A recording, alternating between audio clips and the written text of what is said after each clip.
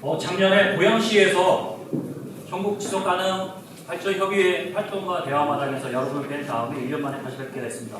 반갑습니다. 조성윤이라고 합니다. 저는 상징적으로 그런 것도 좋아하는데요.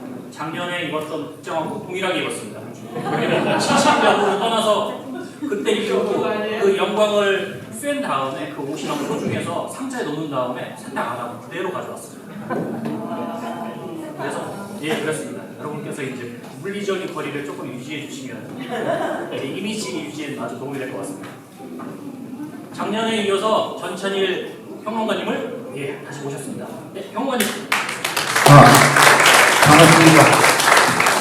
1년 만에 또 뵙나요? 네, 반갑습니다. 제 느낌인데 그 당시 영상을 안 봤는데 옷이 동일하지 않나요? 기억이 없는데. 설마. 영상이랑 검증해 보겠습니다. 저희가 이 자리에 다시 설 수 있게 되어서 정말 감사드리고요. 그리고 작년 같은 경우에 그때 저희들이 한번 약속을 했었어요. 전국의 지속가능 발전협의회 여러분들의 그런 활동 취지와 그리고 여러분들의 모습에 저희가 정말 감복을 하고 그리고 동의하기 때문에 전국에서 불러주시면 저희들이 언제나 찾아가겠다고 말씀드렸습니다. 그래서 전국으로 혹시 불러주시는 곳에는 같이 영화를 가지고 찾아뵙고요. 지금도 찾아뵙고 있습니다. 여러분과 같이 이야기 나눌 SDGs에 관련된 6편의 영화가 바로 그런 영화입니다. 여러분들과 기나긴 논의를 거쳐서 그래 이걸 같이 봅시다. 이걸 같이 논의해 봅시다 라고 하는 6편으로 선정을 했습니다. 이 자리에서 6편을 다 이야기하지 않아요.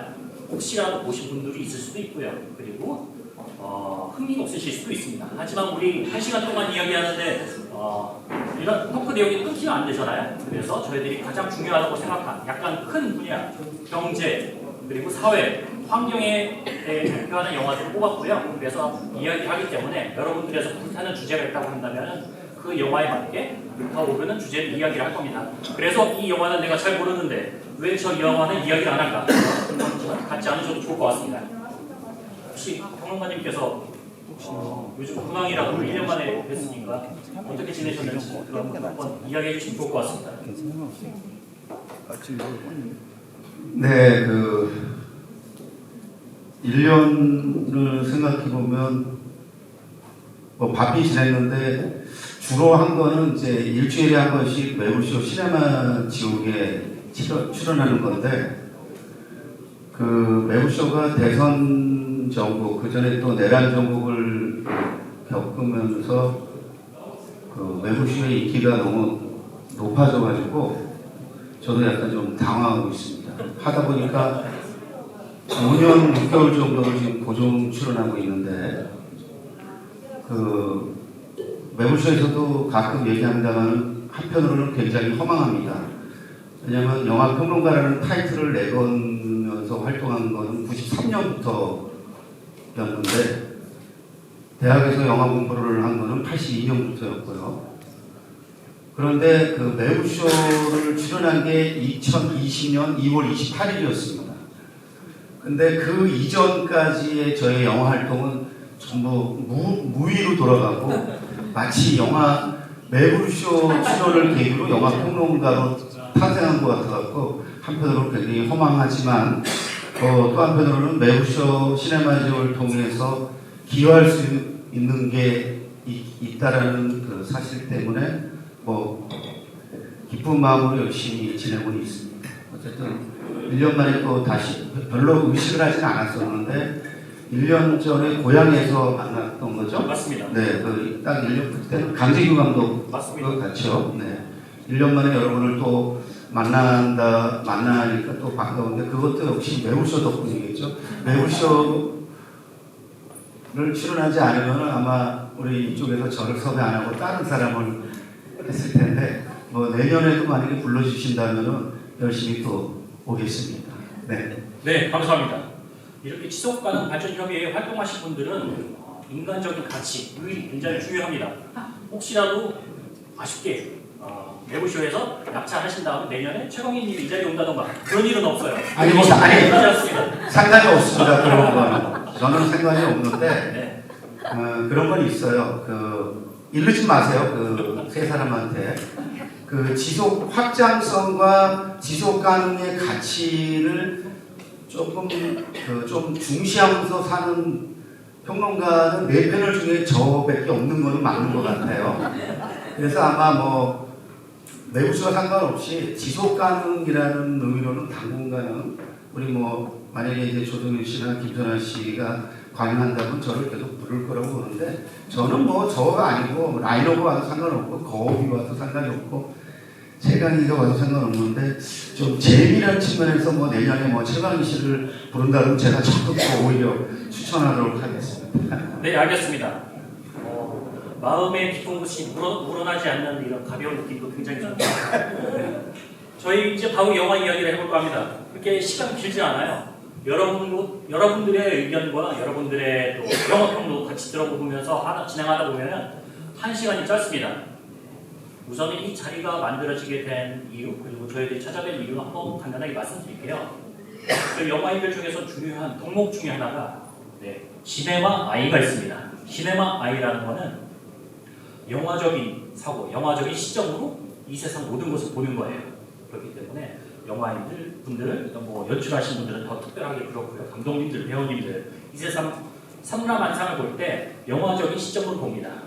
아주 영어라서 이해하기 쉽죠. 시네마 아이라고 합니다. 하지만은 여러분들한테 저희가 요청드리는 거는 SDG 아이입니다. 당연히 그렇게 보고 계시죠.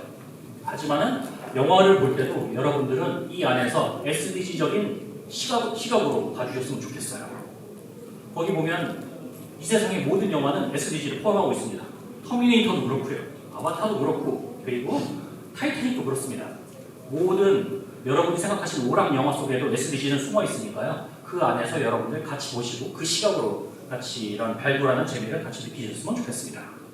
문득 그 얘기를 듣다 보니까 이 6편에는 포함되지 않았지만 그 봉준호 감독의 미키 세븐틴 같은 경우도 그런 SDG 같은 시선으로 보면은 좀 더 흥미롭게 볼 수 있지 않을까라는 생각이 문득 듭니다.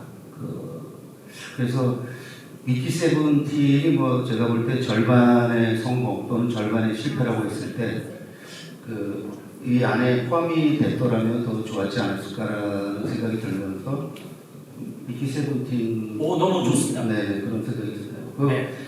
말 나온 김에 여러분이 이제 미키 세븐틴과 연관해가지고 대부분이 불만, 못마땅한 거를 막 주로 이제 얘기하더라고요. 몇 개월 전에 고향에 가서 제가 무슨 특강을 한번 한 적이 있었는데 아주 작은 특강을 했는데 그때 미키 세븐틴이 개봉 중이었어요.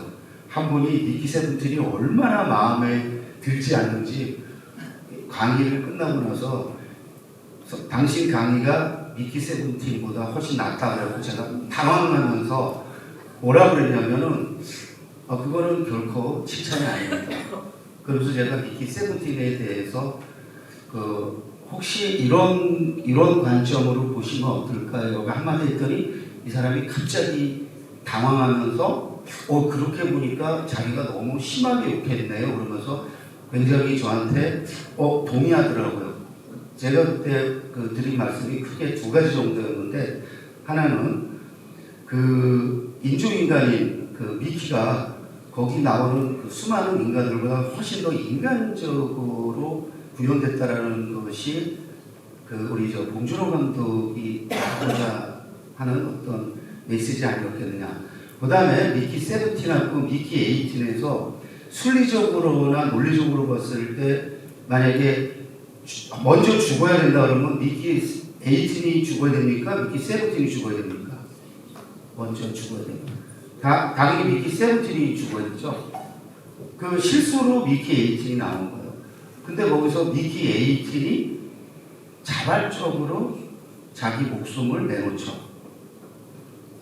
희생을 하잖아요. 내가 먼저 갈 테니까 너 세븐틴한테 그러죠. 너 살아남아서 네 할 바를 잘 해라. 제가 그걸 보면서 그게 봉준호 감독이 미키 세븐틴을 통해서 말하고 싶은 그 주제인데 너무 늦게 나와요. 이게 미리 나왔으면 좋은데 그리고 초반에는 그 흑인 여인하고 미키 세븐틴하고 이제 사랑을 나누고 그 다음에 그러니까 서로 A 관계잖아요. 그리고 미키 에이틴이 등장한 다음에는 또 이 두 사람이 사이좋게 이 삼각관계를 형성하잖아요. 이거는 봉준호가 보이는 나름대로 문제의식일 텐데 그건 봉준호의 문제의식이 또 보는 사람한테는 별로 감흥이 없게 다가가서 미키 세븐틴이 그렇게 마치 별 볼 일 없는 영화인 것처럼 수용이 됐지만 실질적으로는 나름대로 봉준호 감독이 한국인이라는 한국적인 한류적 문제의식을 그렇게 잘 드러낸 거니까 그런 관점에서 보면 그 영화가 굉장히 흥미롭지 않겠는가. 그리고 그 영화가 갖고 있는 정치성이 오히려 그 영화 흥행에 치명적 약점으로 작용했죠. 왜냐하면 현실에서 매일 과정치의 나날을 살고 있는데 영화가 너무 정치적으로 흐르니까 오히려 그 영화가 그 영화의 흥행에 마이너스로 작용한. 그래서 지금 한국의 관객들은 조금 더 편히 쉬면서 아무 생각 없이 위안을 받고 싶은데 이거 미키 세븐틴 보니까 계속 현실에서 보는 정치 얘기를 계속하네. 그래서 그게 상대적으로 흥행 부진으로 결과된 게 아닌가 싶긴 한데 사실 그 좀 몇 년 전만 해도 그 영화의 정치성이 굉장히 흥행에 도움이 됐다면은 미키 세븐틴의 경우는 그 영화의 정치성이 오히려 치명적 독이 돼. 그래서 그 영화의 흥행에서 가장 중요한 건 결국에 때인 것 같아요. 타이밍. 지금 신명도 여러분 60만이 넘었는데 그 신명이 이렇게 잘 될 거라고 누가 예상을 했겠어요. 근데 아주 타이밍을 기가 막히게 맞추고 거기에 김규리라는 배우가 김건희보다 더 김건희 같은. 그래서 제가 그 진행하는 칸차진의 시네킥이라는 유튜브에서 김규리 씨를 데려다가 2시간 정도 대담을 했고 그 첫 번째 편이 이번 목요일날 나오고 그 다음 주에 또 두 번째 편이 나오는데 여러분이 저랑 오늘 또 만날 인연이 됐으니까 칸차진의 시네킥이라는 유튜브 좀 관심 갖고 한번 좀 김규리 편을 봐주시면 감사하겠다. 광고 시작하겠습니다. 네, 감사합니다. 지금 생각하셨던 그 올해 영화 판구에서 그리고 중요하게 다뤄줬어야 될 영화가 이제 보지 못한 것도 좀 아쉽다고 생각하셨고요. 그리고 지금 가장 뜨거운 영화에 대해서도 언급을 해주셨습니다. 사실 이 선정된 영화 중에서 많은 전국의 지속가능 발전협의회 여러분들과 논의하다가 옥자라는 영화가 많이 나와요. 하지만 현실적으로 말씀드립니다. 옥자는 넷플릭스 영화죠. 넷플릭스 영화는 상영이 어렵습니다. 그리고 우리 봉준호 감독님, 우리가 모두가 사랑하시는 미키 세븐틴, 대규모 자본이 들어갔었을 경우에 대급사에서 전화를 하면 전화를 안 받을 가능성이 많아요. 그런 점에 조금 어려움이 있는데요. 우리 전찬희 위원장님과 함께 그런 의미를 되새기면서 특별전을 기획한다고 하면 미키 세븐틴도 우리 지속가능 활동가분들과 다뤄볼 만한 영화라고 생각을 합니다. 아, 그런 게 있었군요. 저 그건 몰랐네요. 예, 그렇습니다. 위원장님께서는 영화계에 굉장히 큰 어르신이라서 어른은 아닙니다. 어른 아니요. 그러면 네, 청년입니다. 청년으로 알겠습니다. 그러면은 영화계 베토벤 정도, 그 정도로 하겠습니다. 그리고 또 경기영상위원회 위원장님이시라서 영화계에서 중요한 분이시라서 또 많은 영화계에 중요하신 분들과 같이 소통이 잘 되기 때문에 혹시라도 여러분께서 보고 싶은 영화가 있었을 때 연락이 어렵다 그런 경우에는 저희 위원장님과 같이 모색해 보도록 하겠습니다. 네, 그거는 도와드릴 수 있습니다. 예를 들면 뭐 넷플릭스 코리아의 홍보팀장이 아주 친한 제자 같은 친구이기 때문에 협조를 요청하면 어떤 식으로 협조를 받을 수도 있을 거고요. 물론 본사에서 금기하는 경우가 있습니다. 가령 그 영화제에서 넷플릭스 영화를 영화제에서 선보이고 싶은데 본사에서 공개된 영화는 영화제에서 다시 상영하지 않는다. 그런 원칙이 떨어졌더라고요. 예를 들면은 작년에 그 봉준호 감독의 그 노란문 연구소 다룬 그 영화가 굉장히 흥미로워가지고 어느 해외에서 열리는 영화제에서 초청하고 싶어 해가지고 제가 연락을 했더니 본사에서 우리 넷플릭스는 공개된 영화는 원칙적으로 영화제에 내보내지 않는다. 그러면 그건 어쩔 수가 없죠. 그렇지 않은 경우는 뭐 웬만한 거는 협조를 받을 수 있을 겁니다. 사실 저는 작년에 그 넷플릭스에서 공개되기 전에 부산국제영화제 개막작으로 선보였던 전란을 큰 스크린에서 부산영화제도 보고 작년 베스트 원으로 하얼빈 이전에는 제가 전란을 뽑았었습니다. 하얼비 보고 나서는 하얼비 작년 베스트 1이었고요. 전란이 넘버 2였는데 여러분 그 다시 한번 말씀드리는데 영화는 역시 큰 화면에서 봐야 되더라고요. 제가 전란을 3번 봤는데 2번은 컴퓨터 스크린하고 컴퓨터 모니터에서 보고 또 한 번은 TV로 모니터 보는데 극장에서 그러니까 대형 스크린에서 볼 때 같은 맛이 안 나더라고요. 역시 영화는 대형 스크린에서 봐야 된다. 그리고 이참에 여러분 AI 영화에 대한 관심이 많이 있다면요. AI 영화를 여러분이 TV 모니터나 컴퓨터로 볼 때와 대형 스크린을 볼 때 영화가 완전히 달라집니다. 진짜로 AI 영화들도요, 한 10배, 수십 배의 그 감흥의 강도가 달라집니다. 그래서 혹시, 지금 AI 시대잖아요? AI 영화들이 이제 계속 부상하고 있고, 올해 한국의 어떤 아티스트가, 김일동이라는 아티스트가 미술가 출신인데 웹툰을 거쳐서 영화에 도전했는데, 지금 60분이 넘는 장편을 만들어서 베니스 영화제에 지금 출품했습니다. 최종 결정을 이제 베니스 영화제 8월 말에 열리니까 7월이나 8월에 결정되겠지만, 만약에 그 영화가 베니스 영화제에서 초청 결정되면 세계 영화 역사에서 최초의 AI 장편 영화, 60분이 넘는 영화가 한국인이 만든 영화가 선보일 예정인데, 제가 이제 그 김일동 그 아티스트를 이번 금요일날 점심 만나면서 이런저런 탐구를 하려고 했는데, 만약에 이제 그 친구 영화가 베니스에서 선보인다면 여러분 한국 AI 영화의 어떤 그 기대를 좀 가지셔도 되지 않을까 싶고, 이것도 역시 다 지속 가능성으로 연결이 되는 거죠. 그 영화에서 다루는 테마가 AI와 인간이 어떻게 과연 공존 가능한가 이거거든요. 그야말로 지속 가능의 결정적인 테마죠. 그래서 AI 영화는 그런 점에서 계속 그 지속 가능성 확장성이라는 측면에서 AI 영화는 굉장히 여러분이 관심을 갖고 지켜봐야 될 그러한 영역이지 않을까. 우리가 AGI니까 그냥 그 일반 생활에서의 그 AI는 지금 익숙해지고 있는데, 아직 AI 영화에 대해서 관심이 지금 별로 지금 달궈지지 않고 있기 때문에 미리 여러분들한테 영화 애호가로서 미리 팁으로 정보를 드리는 거니까 참고하시면 고맙겠습니다. 네, 알겠습니다. 우리 영화에 대해서 전반적인 이야기가 있었고요. 또 우리가 놓치지 말아야 되는 건 영화 속의 SDG이기 때문에 저희들이 SDG 테마 그리고 여러 가지 17가지 목표를 발견할 수 있는 영화들을 뽑아봤습니다. 이 영화들도 한국 영화사에서 굉장히 중요한 영화들이기 때문에 여러분들하고 같이 이야기를 나눠보려고 합니다. 먼저 작년이었나요? 재작년이었나요? 부산국제영화제에서 상관하게 빛나는 또 아침바다 갈매기입니다. 저희가 경제 쪽 분야에서 갈매기는까지 붙여야 됩니다. 네, 아침바다 갈매기는입니다. 굉장히 좋은 영화고요. 저희 같은 경우에는 여러 지속가능 발전 협의회와 협력해서 상영을 하고 있습니다. 그렇기 때문에 혹시라도 여러분들과 같이 보기를 원하신다고 하시면 다른 지속가능 발전 협의회의 상영 계획을 같이 참조를 하시면 좋을 것 같습니다. 네, 우선은 많은 분들이 보셨을 겁니다. 하지만은 이야기에 공감대를 형성하기 위해서 아주 간략하나마 줄거리를 소개해드리도록 하겠습니다. 주인공은 가장 우측에 보시죠? 윤주상 배우님이십니다.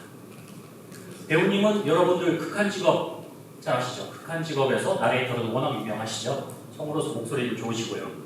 이번에 거의 굉장히 오랜만에 주연을 하신 거고, 원탑 주연으로는 이번이 처음이신 것 같습니다. 어느 바닷가 마을에 약간 나이 드시고 굉장히 염세적인 선장님이 계세요. 물고기를 잡는데 그 동네에서 흔히 그냥 놀고 먹던 청년을 데려다가 같이 조수, 어업으로 키웁니다. 15년을 데리고 있었어요. 그렇게 같이 조업을 하는데 이 청년이 힘이 쭉 빠져서 언제나 뭐하고 딴 생각을 합니다. 그러다가 사고가 나서 그물에 발이 끌려가기도 해요. 여행왕, 똑바로 정신 차려야지 뭐하냐라고 하니까 미래가 없다는 거예요. 그래서 더 이상 여기 살기 싫다고 하고 선장님, 윤주상 배우님하고 공모를 합니다. 나의 귀여운 부인, 베트남에서 시집온 젊은 부인이 있습니다. 나는 베트남으로 가렵니다. 하지만 돈이 없으니까 나를 죽은 걸로 해주세요. 라고 해서 바다에 빠진 걸로 보험 사기를 계획을 하게 됩니다. 그래서 젊은 선원은 사라져 버렸죠. 근데 선장님은 이 모든 책임을 짊어지게 됐어요. 거의 가족 같은, 자식 같은 이 젊은 선원, 근데 이 부탁을 안 들어줄 수가 없죠. 그래서 그 어머니는 마치 유사 가족 관계로 같이 지내고 있어요. 어머니와 그리고 베트남 며느리한테 가서 이야기를 합니다. 아들놈이 바다에 빠져 죽었어. 그러니까 다 난리가 나죠.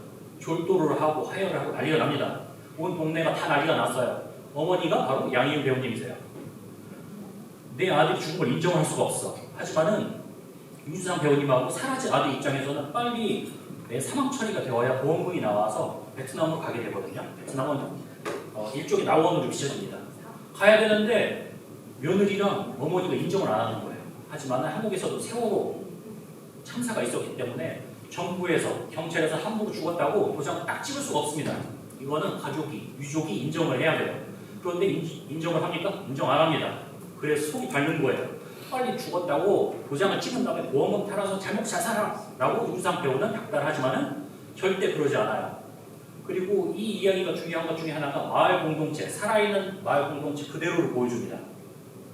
우리 사회적 경제에서 마을 공동체는 낙원처럼 비춰져요. 여러분, 그 당시 우리가 행복했던, 인간답게 살던 그 시절을 다 기억하고 계시죠? 우리 그때로 돌아가요 라면서 사회적 경제, 마을사 기업을 비전을 보여줍니다. 하지만 실제는 어떻죠? 무섭습니다. 10% 바다처럼 무서워요. 이 영화를 결정짓는 한마디가 있습니다. 이게 마을 공동체야? 마을 공동묘지지. 그래서 이 안에서는 온갖 암투, 시기, 질투가 판칩니다. 그런 영화 속에서 주인공들은 과연 어떤 미래를 맞이하게 될까요? 이 안에 SDG, 마침 적어놨습니다. 여러분이 생각하시는 이 지속가능 발전 목표가 아주 고스란히 많이 녹아 있습니다. 꼭 놓치지 마시고 보셨으면 좋겠습니다. 자, 영화적인 소개는 이 정도로 하고요. 위원장님께서 또 영화 속에서 발견하시는 이러한 지속가능 발전 가치에 대해서 이야기를 나눴으면 좋겠습니다. 제가 이쪽으로 앉아야 되는 거 아니에요? 예, 편하게 앉으시죠. 괜찮습니다. 됐습니까? 네. 좀 이쪽으로 옆으로 앉겠습니다.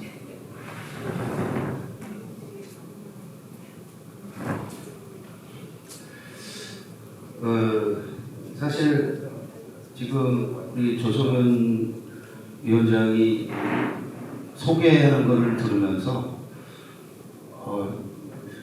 이 친구가 매부쇼에 나와서 소개하면 참 좋겠다. 라이너보다 훨씬 소개를 잘하는구나. 그리고 고백하자면 저는 아침바다 갈매기는을 그렇게 썩 즐기거나 좋아하는 사람은 아닙니다. 그런데 우리 조 위원장이 설명하는 거 들으면서 SDG 관점으로 보면은 훨씬 영화가 다르게 볼 수도 있겠구나. 제가 박이용 감독으로 몇 번 만났습니다만은 그 감독하고 만약에 다음에 만나게 되면 이런 가치에 대해서 한번 공유해 보면 좋겠다라는 생각이 들고, 오늘 이 자리에 박이용 감독이 같이 왔더라면 하는 또 이런 아쉬움도 드네요. 왜냐면 네. 그럼 상국이 한번 제안해 주세요. 네. 아니 나중에 박 감독은 굉장히 적극적 감독 중에요. 이렇게 말하는 거를 좀 빼거나 별로 이렇게 좋아하지 않거나 이렇게 말을 아끼려고 하는 사람들이 있어요. 가령 홍상수 같은 사람은 말을 시키면 아예 말을 안 합니다. 단답형으로만 하고, 또 완득이 이한 같은 감독 같은 경우도 되게 스스로 말 조심하는데, 이 박이용 감독 같은 경우는 말 시키면 아마 1시간 내리 다닐 수도 있는 이런 친구고, 이 영화가 지금 보니까 이런 SDG 관점으로 보면은 굉장히 더 할 말이 많은 영화겠구나 싶은 생각이 들어요. 그러니까 나중에 혹시 박 감독을 데려다가 뭘 하고 싶으면 연락 주시면 바로 그냥 연결을 시켜드리겠습니다. 되게 좋아해요, 그런 거를. 우리 박이용 감독은. 사실 이 영화 같은 경우는 지금 얘기했습니다만은 우리가 이제 공동체적 가치를 찾고 싶지만은 오히려 그것이 어떤 식으로 파열됐는가를 보여주는 그런 영화라고 할 수 있는데, 아까 얼핏 베트남이 낙원처럼 설정됐지만 베트남 제가 한 40, 50분 왔다 갔다 했는데, 제가 베트남은 정말 한국 이상으로 사랑하긴 합니다. 근데 베트남이 무슨 낙원이어서가 아니고, 베트남은 분명히 한국과는 다른 그런 분위기, 다른 가치는 있기는 있습니다. 가령 한국보다 훨씬 자본주의적인 속성이 강한 나라임에도 불구하고 반면에 돈에 의해서 모든 것이 좌지되지 않는 그런 좀 모순적인 측면이 있는 나라지 않을까. 돈이 없으면 아무것도 못해요. 정말. 근데 돈으로 또 다 되지도 않아요. 그러니까 돈을 몇 억씩 협찬을 하는데도 돈을 줬다고 큰 소리를 치고 마음대로 할 수 없는 게 베트남이에요. 제가 베트남을 가면 베트남을 그렇게 왔다 갔다 하면서 정말 그거는 놀라운 거예요. 한국은 돈 주면 웬만한 거 다 해결되거든요. 근데 베트남은 돈을 줘도 안 되더라고요. 그런 점에서 베트남은 분명히 한국과는 어떤 다른 그런 아직 가치관을 잃지 않았다는 측면에서 우리가 좀 뭔가 참고해야 될 만한 그런 게 있지 않은가 싶고요. 사실 이 영화에서 그 아들의 선택, 그 박종환이 보는 그 친구의 선택은 한편 이해는 할 수 있지만 우리가 동의하기는 힘든 그런 선택이죠. 근데 이 영화가 참 와닿는 거는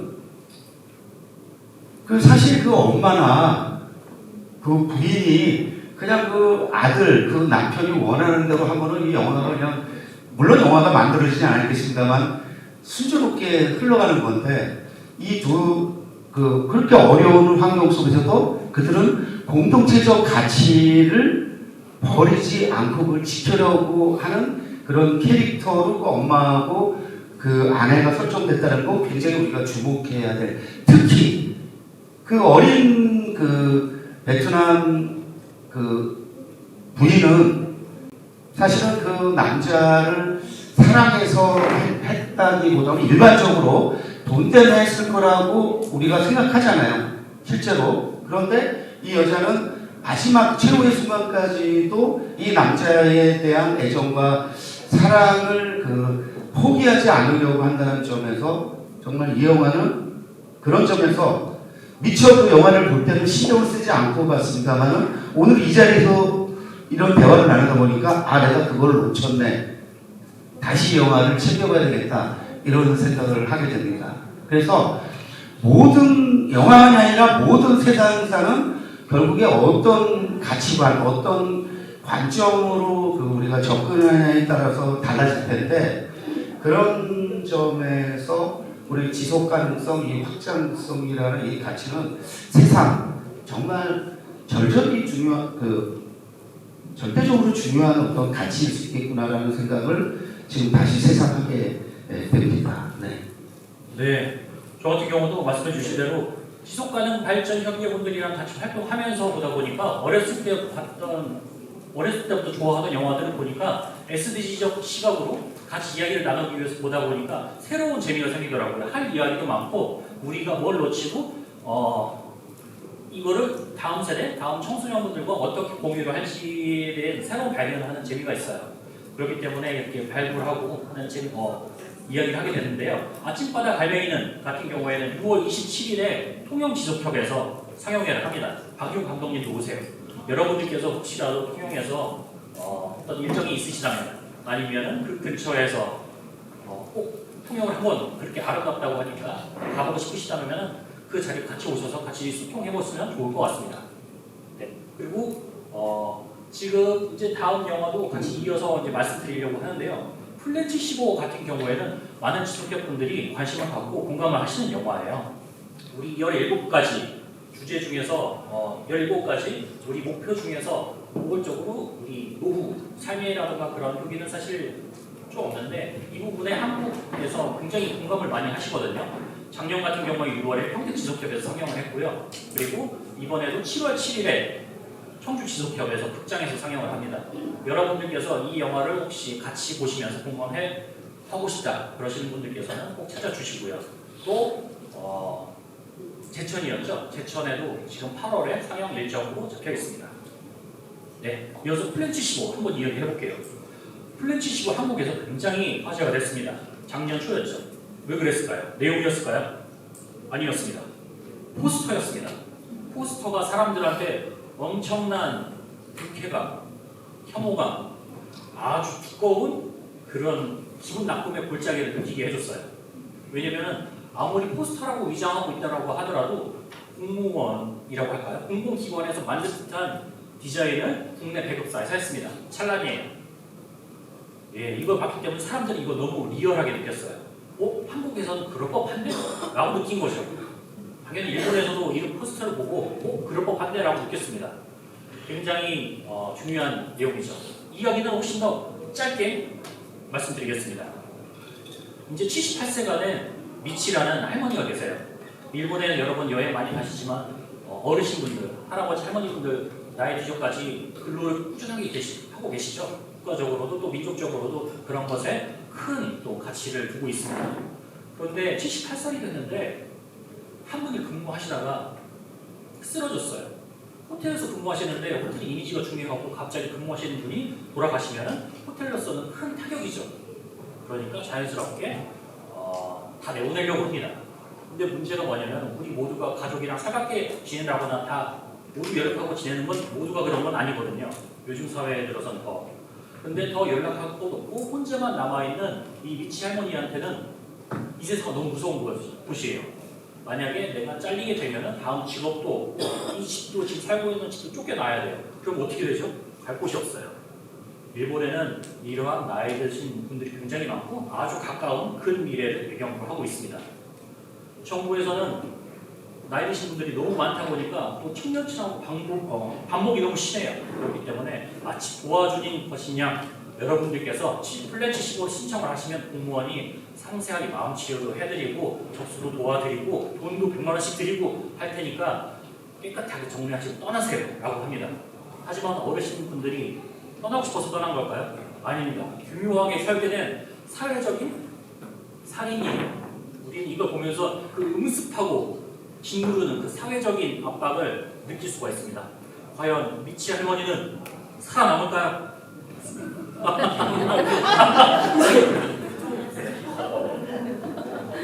굉장히 이 영화도 좋아하셨죠, 이 영화? 제가 이제 스포일러 이런 거 신경 안 쓰고 막말해가지고 욕도 먹는 사람인데 그 할머니가 살아남지 않으면 이 영화가 성립이 되겠어요?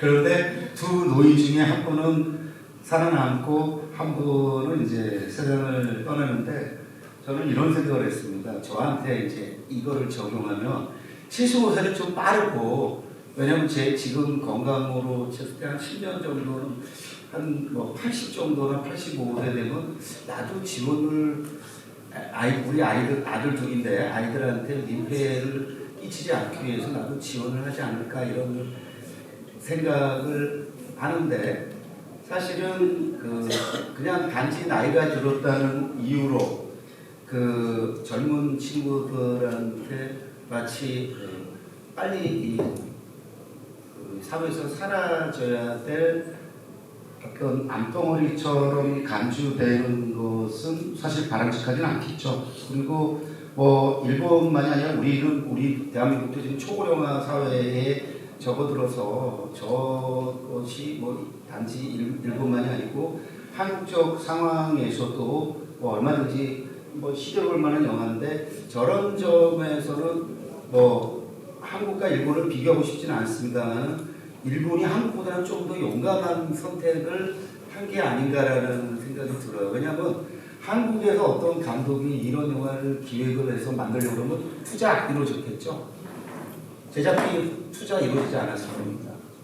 그리고 이 영화가 2022년도 칸 영화제에 초대받아서 굉장히 주목할 만한 선전을 펼쳤고 상을 받지는 못했습니다만 물론 뭐 황금 카메라상 그러니까 황금 카메라상 이게 장편 데뷔작이었거든요. 이 감독의 하야카와 치에라는 감독의 장편 데뷔작으로 주목할 만한 시선이라는 공식 섹션에 선보였고 장편 데뷔작이기 때문에 최우수 신인 감독들에게 수여되는 황금 카메라상 후보작 중에 하나였는데 거기서 이제 특별 언급 정도 특별한 상이라는 말은 그건 뭐 제대로 된 건 아니고요. 그냥 특별한 곡 정도가 되는 주목을 끌었고 그 주목의 결과 올해 이 감독이 만든 르누아르라는 장편 영화가 올해 칸 영화제의 경쟁 부문에 공식 초청 받아서 상은 못 받았습니다만은 또 한 번 화제를 불러일으켰죠.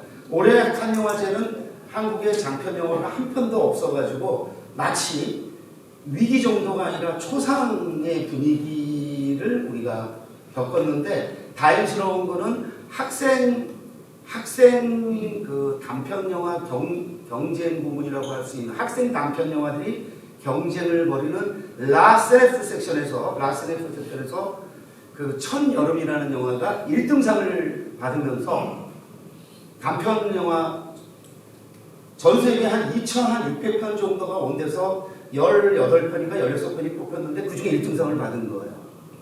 그동안 4편이 3등상을 받았고 2편이 2등상을 받았는데 1등상을 처음 받았습니다. 알다시피 1등과 2등의 차이는 얼마나 크신지 알죠.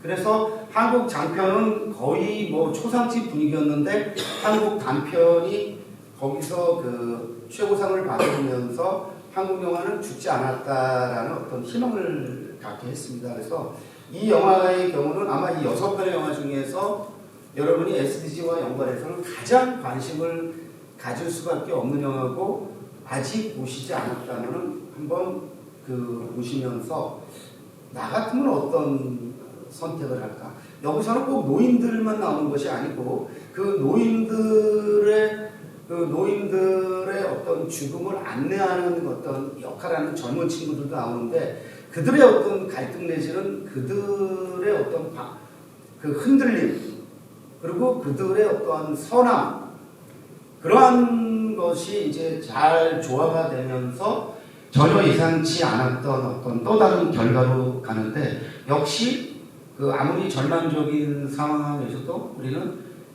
여전히 희망을 가질 수 있는 어떤 그런 가치들이 존재한다는 것을 이 영화는 확실히 보여주죠.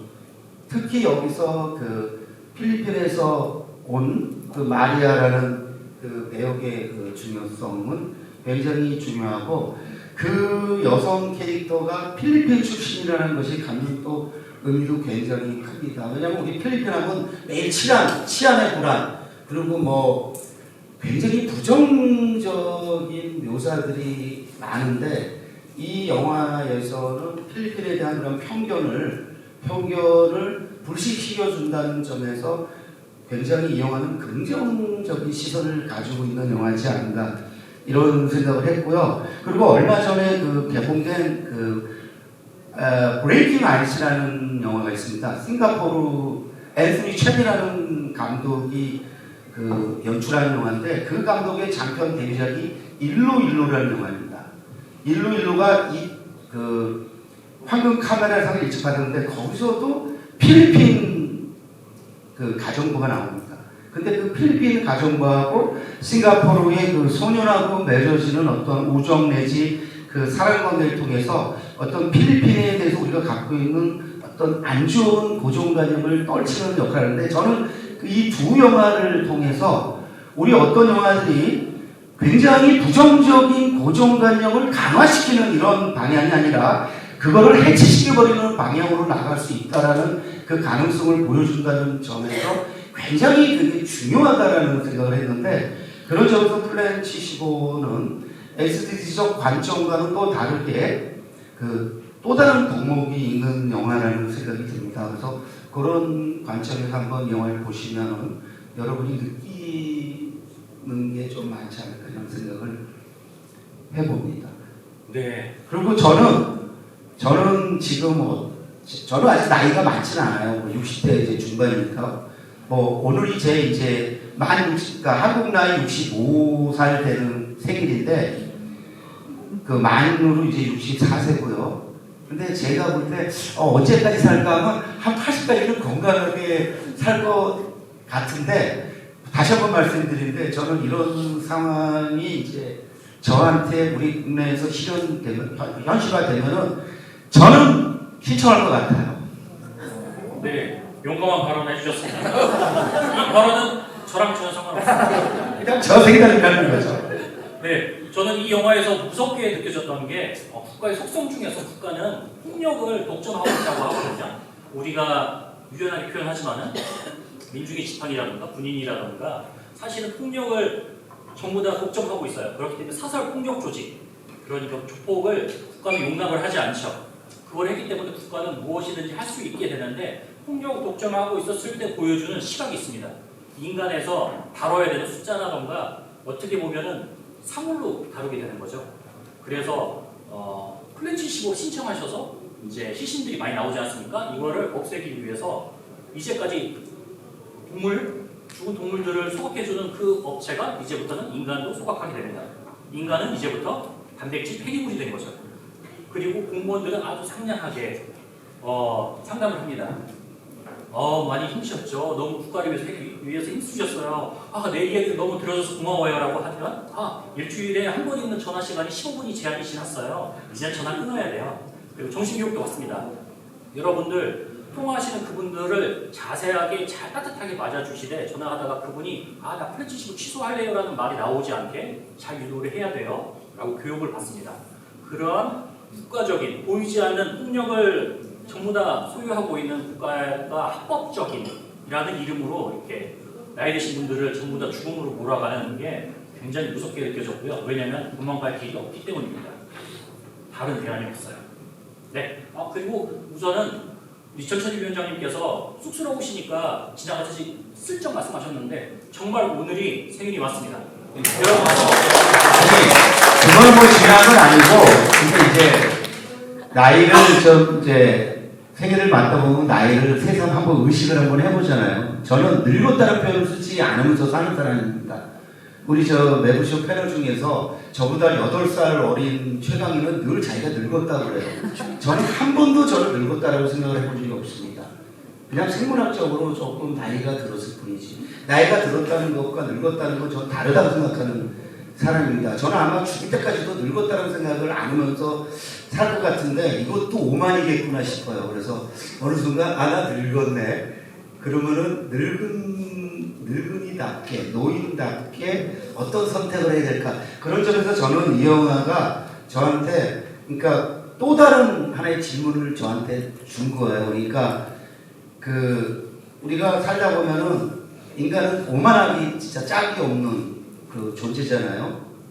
그러니까 저도 내가 늙었다라는 표현을 쓰지 않는 것 자체가 어떻게 보면은 자연의 순리를 거스르면서 나는 만날 늘 청년처럼 살 수 있을 것 같이 근데 그렇지 않다라는 그러한 어떤 생각들을 또 한다라는 측면에서 저는 이 영화가 또 다른 의미에서 저한테는 긍정적인 자극을 줬기 때문에 저는 이 영화에서 이렇게 국가폭력 이런 거 크게 의식하지 않았어요. 왜냐면은 국가폭력의 그때는 그냥 너무 길들여진 것도 있지만은 그런 것에 의해서 이제 늘 문제의식을 갖고는 살아왔지만 너무 스트레스를 받으면은 견디기 힘들고 살기가 힘들어가지고 조금 의식을 덜 하려고 하는데 그런 점에서 영화가 국가폭력의 어떤 또 다른 측면을 상기시킨다는 점에서 우리 조성현 위원장의 어떤 그런 평에 대해서 또 전적으로 동의도 합니다. 네. 여러분이 좋아하시는 영화 중에서 고정 있잖아요. 소일랜드 그린. 인구가 폭발하면서 결국엔 먹을 것도 없어지니까 특별한 소일랜드 그린이라는 레토르트를 국민들한테 지급을 하죠. 네. 그 명언 있지 않습니까? 소일랜드 그린 is human. 네. 거기 계속 여러 영화를 통해서 봉준호 감독이 영화를 통해서도 변주되고 있으니까요. 그 부분도 여러분 한번 찾아보시면 재밌을 것 같습니다. 자, 이 타이밍에 또 분위기 환기를 위해서 여러분들이 이 영화를 어떻게 보셨는지 그리고 혹시라도 영화는 안 봤지만은 여러분들이 SDGs 시각으로 이 영화를 주목했으면 좋겠다. 그리고 여러분들은 또 어떤 시각으로 영화를 보고 있는지 한번 의견을 듣고 싶어요. 네. 보통 같은 경우에는 제가 무대로 가서 이렇게 돌아다니면서 기너쇼처럼 좀 하는 편인데요. 여러분들이 오늘 많이 계시기 때문에 이 자리에서 여러분들의 자발적인 지원을 한번 받아보도록 하겠습니다. 자, 혹시 영화 이야기를 공유해 주실 분이 계실까요? 힘차게 손 들어주셨습니다. 마이크 좀. 이제 아무도 제가 마이크를 가지고 달려갈까요? 아니요, 전달해 주실까요? 아니, 목소리 큽니다. 아, 출력 좋습니다. 네. 저는 이 영화를 4-5번 정도 봤습니다. 그래서 문제의식을 갖고 작년 경제시 지속가능 발전 협의회에서 지속가능 발전 영화를 상영을 합니다. 메인 영화를. 그래서 플랜 75를 갖고서 영화 상영을 했는데 처음에 이분영화세요 하고서 들어오신 분들이 대부분 50대, 60대, 70대 그리고 아주 나이 어린 소녀들을 데리고 와가지고 영화를 봤습니다. 들어오실 때는 무슨 영화지 하는 궁금성으로 잠시 기대를 하고 갔는데 나가실 때는 얼굴 표정이 다 어두웠습니다. 문제의식이 굉장히 많은 영화였고 또한 처음 첫 장면이 청년과 나이 많은 노년층이 갈등 문제로 나옵니다. 첫 장면에 청년이 장총으로 노인을 죽이고 그리고 나서 청년의 일자리 보장이나 이런 이야기를 하면서 자기도 자살을 합니다. 거기에서 첫 번째 문제가 떠오릅니다. 청년과 늙은 사람이 일자리 문제, 먹고 사는 문제, 그리고 갈등 이런 소통 과정들을 먼저 이야기를 하고 영화는 진행됩니다. 거기에서 많은 것들이 나오는데 저는 가장 슬펐던 게 뭐냐면 선택할 수밖에 없게 만들어버리는 국가의 정책. 우리가 인간적이지 못한 그런 모든 것들을 그냥 한 곳에 묻어버릴 수 있는 그런 것들이 영화에 많이 녹여놨어요. 저는 한국도 그렇게 되지 말라는 법은 없습니다.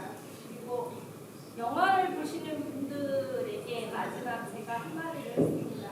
영화를 보고 나서 느끼는 것이 많겠지만 저는 그 영화를 보고 블로그나 그런 데에 감상평을 쓰잖아요. 그 밑에 영화를 보고 충격을 받아 첫 번째 봤을 때 충격을 받아가지고 블로그마다 감상평을 썼는데 그 밑에 달린 댓글이 저는 가장 충격적이었습니다. 젊은 사람인지 누군지는 잘 모르겠지만 그 젊은 사람이 댓글에는 이렇게 쓰여 있었습니다. 아 좋다. 이거 우리나라에도 도입해가지고 늙은이들을 없애버리자. 라는 내용이 글입니다. 장문에. 이게 현실입니다. 젊은 사람과 늙은 사람이 소통의 문제에서 가장 많이 겪고 있는 문제입니다. 이런 것들을 우리가 지속가능 발전 협의회에서도 활동가 여러분들이 잘 소통할 수 있는 방향들을 연구했으면 좋겠습니다. 감사합니다. 네, 감사합니다. 아주 멋진 내용이었습니다. 정보가 있고 이해하기 쉽고 포인트도 너무 잘 짚어주셨어요. 내년에 강릉에서 상영하실 때 꼭 전찬희 위원장님도 저 좀 불러주세요. 같이 좀 나왔으면 좋겠습니다. 또 이야기 해주셨던 거 처음 오프닝이 그겁니다. 2016년 여러분 기억하실지 모르겠습니다. 일본에서 사가미하라 그 장애인 시설 습격 사건이 있습니다. 한 젊은이가 직원분 9명을 구속한 다음에 거동할 수 없는 장애인분들을 칼로 다 찔러서 죽였습니다. 19명을 죽이고 25명이 중증 부상을 얻으셨죠. 이 엄청난 사건에 일본은 깜짝 놀랐고 거기에 영감을 얻으셔서 감독님이 이 영화를 만드시게 된 거고 오프닝도 그 장면을 사용을 한 겁니다. 너무 끔찍한 장면이죠. 네. 그리고 또 이야기를 듣게 되는데요. 혹시라도 괜찮으시면 먼저 해주신 분께서 너무 잘해주셔서 이거 장벽을 치신 것 같은데 편하게 이야기해 주신 분 한 분 계실까요? 한 번 더 이야기를 들어보면 좋을 것 같습니다. 상이 없어서 그런 것 같은데. 아니 그게 아니고 영화가 대편이나 남았는데. 네네, 괜찮습니다. 그 제목 정도는 다 언급을 하고 넘어가야 되니까. 네네, 제가 정리하도록 하겠습니다. 네. 혹시라도 안 계실까요? 그러면 제가 드릴 수 있는 상은 없고 만약에 지금 이렇게 질문해 주신다면은 우리 전찬희 평론가님, 영화 평론가 중에서 이제 가장 부각을 드러내고 계신 분이시죠? 이분에게 생일 선물을 드릴 수 있는 권리를 드립니다. 네, 계실까요? 한 분만? 네. 분위기를 알겠습니다. 그러면 바로 이어서 하도록 할게요. 제가 보기에 흐름상 모든 이야기를 할 수는 없지만 약 10분 정도 남았다고 보는데요. 영화 4편 중에서 하나 골라주시죠. 그 이야기를 하면 좋겠습니다. 사실은 가장 그 소위 이제 평론가로서 주목해야 될 예술적인 영화는 이제 그 당나귀 2호인데 여기서 여러분과 공유하고 싶은 영화는 사실 시빌워예요. 가장 정치적이지만 그 영화가 좀 더 관심을 갖고 좀 왜냐하면 지금 세계의 흐름 특히 미국은 지금 그 시빌워 그 영화가 과장됐다라고 많은 사람들이 생각을 했을 텐데 실제로 그 방향으로 지금 가고 있고 그 영화가 결코 과장이 아니라는 거를 보여주고 있거든요. 그래서 한번 그 SDG와는 뭐 직접적으로 연관이 되지 않을 수도 있지만 그 반대적인 의미에서 뭐 이 시빌워 분열의 시대 요거를 좀 같이 짚어보면 네, 어떨까요? 알겠습니다. 한번 11워 분열의 시대 간단하게 소개해 드릴게요. 네. 이 영화를 많이 보셨으면 맥락상 굉장히 도드라진 영화일 거예요. 왜 이 영화를 우리 지속가능 발전 협의회 분들과 이야기를 하려고 했는가? 한국 상황이랑 너무 비슷했기 때문에 이걸 제안을 했습니다. 또 하나 뭐냐면은 제안했을 타임은 아니었지만 지금 미국이 어떻게 되고 있죠? 완전히 두 쪽으로 쪼개지고 있습니다. 그리고 한국과 미국 모든 커뮤니티 SNS 상에서 계속 이야기가 나오는 영화가 뭡니까? 바로 이 영화입니다. 바로 지금 이 상황이 된다고 다 이야기하고 있어요. 우선 간단하게 스토리 설명드리겠습니다. 11워는 그냥 번역을 하면 내전이에요. 내전. 근데 내전 하면 여러분 안 와닿으실 수도 있는데요. 승리한 측에서 11워를 뭐라고 한국어로 번역할까요? 내란입니다. 내란. 결국에는 내전과 내란이 일어난 상황이에요. 미국 대통령이 있어요. 2선 한 다음에 3선하고 헌법을 개정하겠다고 합니다. 그러면서 연방조사국 그런 FBI라던가 다 없애버리겠다고 해요. 국민적인 동의를 얻었나요? 아닙니다. 왕국을 만들겠다고 하는 거죠. 그러니까 미국에서 난리가 났습니다. 평상시에 민주당, 공화당 이렇게 다 갈라져 있었던 정치적으로 가장 대립돼 있었던 캘리포니아랑 또 텍사스까지도 한편으로 붙을 정도예요. 그래서 서부군과 대통령을 둘러싼 연방군이 붙게 생겼습니다. 그 상황에서 미국 각지는 폭탄 테러가 일어나고 난리가 났어요. 여기 주인공은 여러분 그 뱀파이어에 있는 예쁜 꼬마 아가씨로 그 데뷔를 했었던 커스틴 던스트예요. 아주 달인인 종군 기자입니다. 종군 기자가 맨하탄에서 폭탄 테러가 일어난다고 해서 취재를 하러 갔다가 종군 기자들끼리 팀을 꾸려요. 4명이서. 그러면서 워싱턴으로 가서 도대체 대통령이 무슨 생각을 하고 있는가 인터뷰를 해야겠다라고 출발을 합니다. 하지만 당연히 길은 전부 다 봉쇄되어 있죠. 갈 수가 없어요. 자국의 군인들이 자국민들을 지금 공격하고 있는 상황입니다. 그래서 멀리 돌아서 워싱턴 DC에 있는 미국 대통령을 만나러 갑니다. 인터뷰하러. 그래서 로드무비 성격을 띠고 있어요. 그 안에서 변화된 미국의 모습은 어떨까요? 미국인들끼리 자경단을 결성을 해서 서로 쏴 죽입니다. 그리고 한국에서도 6.25 때 많이 있었죠. 당신은 어느 쪽 한국 사람이야? 여기서 동일한 질문을 합니다. 당신은 어느 쪽 미국인이야? 그건 또 차별적인 노래 가사이기도 해요. 1차 대전 때 미국이 처음으로 참전을 했잖아요. 그랬을 때 자긍심을 구축시키기 위해서 너는 어느 쪽 미국인이야 하는 노래가 나왔습니다. 그리고 다 사회적인 레벨이 낮은 이주민들한테는 너희들 시민권을 얻기 위해서 너희들 나와서 싸워야 되는 거 아니야? 라고 종용을 합니다. 그걸 위한 노래예요. 그리고 그런 시각은 이 영화에 그 고스란히 드러나 있습니다. 또 어느 쪽 미국인이야? 한국은 어떨까요? 선거 봤었을 때 통계적으로 봤을 때 여기 계신 분들도 반의 반이죠. 우린 모릅니다. 다른 사람의 마음을. 그렇게 분열된 상태로 서부군과 함께 군인들과 함께 대통령을 만나러 가요. 하지만은 극적 타결이 이루어질까요? 평화적으로 될까요? 아닙니다. 결국 서부군에 의해서 대통령은 사살당하는 후유의 사태가 벌어지고 주인공도 자기를 같이 있었던 팀원이었던 새내기 종군 기자를 방어를 하다가 결국에 총에 맞아 죽게 됩니다. 완벽하게 분열된 세계 그리고 대통령의 행태 그리고 지금 벌어지고 있는 서로를 적으로 여기고 있는 국민들 완벽하게 한국과 그리고 현재 미국의 상태 그리고 더 나아가 웬만한 선진국들은 동일한 문제를 가지고 있다고 하죠. 다른 나라들도 유사한 형태로 가고 있습니다. 바로 이 시대를 그린 명작 11워 분열의 시대입니다. 사실 우리가 스포일러를 염려 안 하고 대통령을 죽인다는 말까지 할 수 있어서 너무 통쾌한데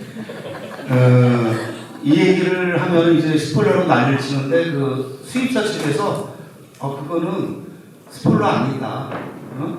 대통령을 죽인다는 것은 말해도 좋다. 사실 이 영화를 본 사람은 이거 대통령까지 죽이는 건 너무 과한 거 아니야? 물론 과하죠. 그런데 이제 이 영화는 그만큼 어떤 극단적인 어떤 분열을 보여주기 위해서 그런 설정을 한 거니까 우리가 그 정도까지는. 그런데 이제 이 영화를 통해서 제가 조금 말씀드리고 싶은 건, 영화는요 기본적으로 시대를 반영한다고 합니다. 그런데 어떤 예술, 어떤 영화들은 반영을 해서 더 나아가서 미리 예측을 해버리죠. 그래서 그거를 우리가 트랜스포메이션, 변형. 그래서 그 반영력, 리플렉션에 그치는 것이 아니고 어떻게 이제 변형까지 하느냐를 했을 때 이 시빌 원은 앞으로 벌어질 그 세계상 미국을 대표하는 그 분열상을 예고를 한 건데, 야 저렇게까지 극단적으로 하느냐라고 투덜투덜 됐는데 실제로 저렇게 지금 가고 있어요. 아직 어느 대통령이 죽거나 이건 하지만 지금 미국 어디 남미 이런데 시장 죽고 이런 거 많이 외신을 통해서 보시죠. 네? 그리고 암살이 사실은 여기저기서 우리가 몰라서 그렇지 비일비재하게 벌어지고 있는 거.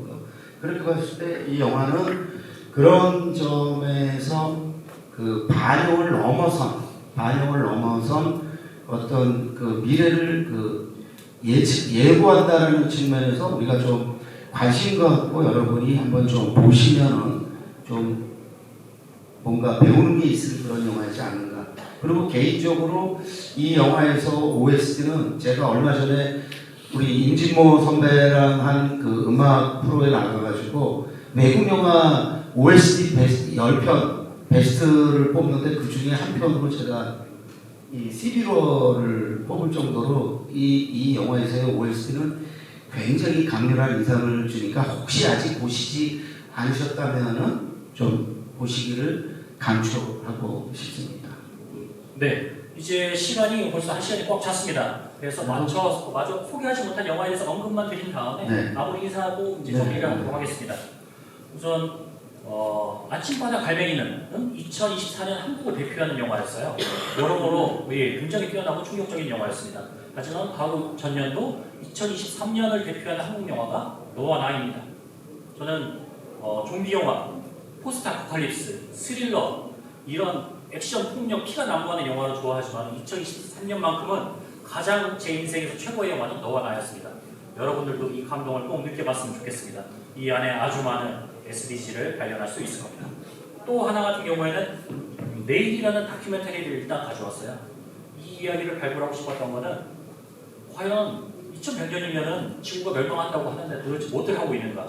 왜 급박하지 않은가? 그래서 그 급박함 속에서 많은 사람들이 어떻게 지금부터 나아지기 위해서 노력하고 있고 그 근원에는 마을 공동체가 있다라는 걸 보여주고 있는데요. 이렇게 상업적으로 뛰어나고 아름답고 재미있는 환경이라던가 미래를 위해 지속 가능한 다큐멘터리가 없어요. 여러분들께서 많이 찾아주셔야 됩니다. 그런데 네. 한국에서 볼 수 있는 길이 없어요. 맞습니다. 너무 오래돼서 그래요. 벌써 10년이 됐습니다. 그래요? 네, 안 찾아줘서 그렇대요. 그래요? 네. 그래서 저는 외국 사이트에서 보내줘가지고 이렇게 봤는데, 왜냐면 환경 다큐멘터리가 제가 보기에는 극장으로 안 가고 이제 넷플릭스로 가는 것 같아요. 극장에서 볼 수 있는 우리 환경 다큐멘터리, 지속가능에 관련된 다큐멘터리 어디 있나요? 우리 여기 지속가능협의회와 연관해서 가장 직결될 영화는 프랑스 영화 내일이 맞는데, 그런 점에서 우리 의견을 모아가지고 이 영화를 IP나 OTT에서 볼 수 있는 그런 한번 가능성을 우리가 좀 모색해보면 어떨까 싶습니다. 이 영화를 또 추천해 준 곳은 프랑스 대사관이에요. 네. 여러분이 목소리를 모아서 프랑스 대사관을 압박한다면은 아니, 이거는 얻어주지 않을까요? 아니 프랑스 대사관을 압박하지 않고 다 길이 있을 겁니다. 한번 네. 같이 그런 거 협력해가지고, 우리 저기 지속가능 발전협의회 소속 멤버들이 전국에 몇 명이에요? 2만 명이요. 그렇잖아요. 이분들이 관심 갖고 보실 거다 그러면은 제가 볼 때 뭐 어렵지 않게 할 수 있을 겁니다. 한번 저희가 우리 저 셋이서 한번 그 가능성을 찾아보겠습니다. 네. 그러면 같이 한번 또 모여서 볼 수 있는 그 기회를 제가 지금 그 배급사를 추적하고 있는데 그 배급사를 못 찾겠어요. 지금 이름이 없는 배급사. 네, 저희 뵙고 있습니다. 그러면은 그거 할 수 있습니다. 네. 네, 우선 조금만 더 말씀드리면 네. 감독님이 시릴 디용님인데 환경운동가예요. 네. 꾸준하게 영화를 만들고 있고 명작 다큐멘터리가 지금도 나오고 있습니다. 한국에는 안 들어가요. 네. 네, 우리가 보기 위해서 여러분들의 목소리를 높여줘야 됩니다. 그 멜라니 로랑하고 같이. 네. 맞습니다. 네. 마지막에 당나귀 이유인데요. 영화적인 아름다움은 굉장히 구현한 영화예요. 그리고 이 모든 영화 중에서 SDG 관련된 그리고 인간이 가지고 있는 모든 문제를 함축하고 있는 영화입니다. 대사도 거의 없지만은 아름다운 영상미와 그리고 빼어난 영화 음악으로 여러분들에서 또 인생에서 중요한 영화로 남기 때문에 꼭 보시기 바랍니다. 그 평론가로서 그 당나귀 이유에 대해서 간단하게 이제 부연 설명을 하면은 그 감독이 예를 들어 스콜리모프스키는 이른바 그 폴란드가 배출한 거장 감독인데 한국에서는 이 영화 이전에는 한 편도 선보인 적이 없습니다.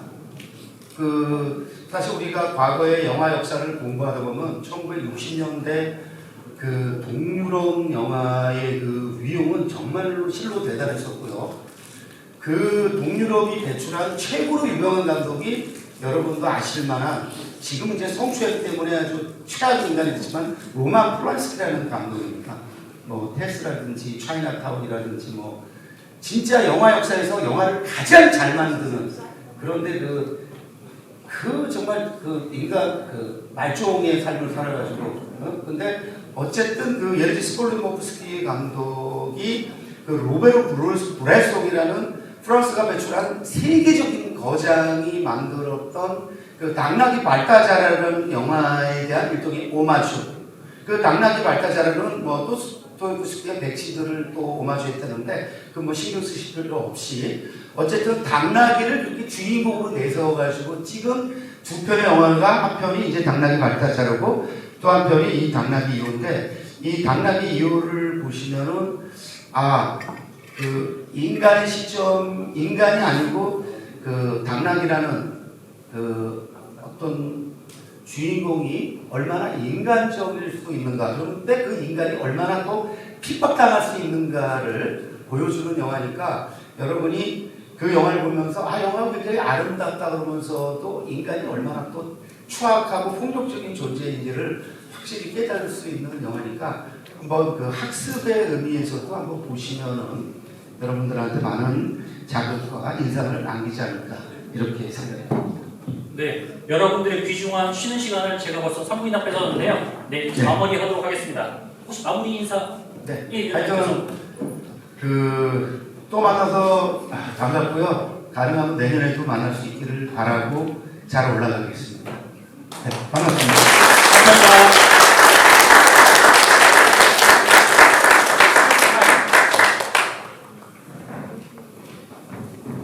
네, 혹시라도 위원장님과 독사진을 원하시면 빨리 나오시면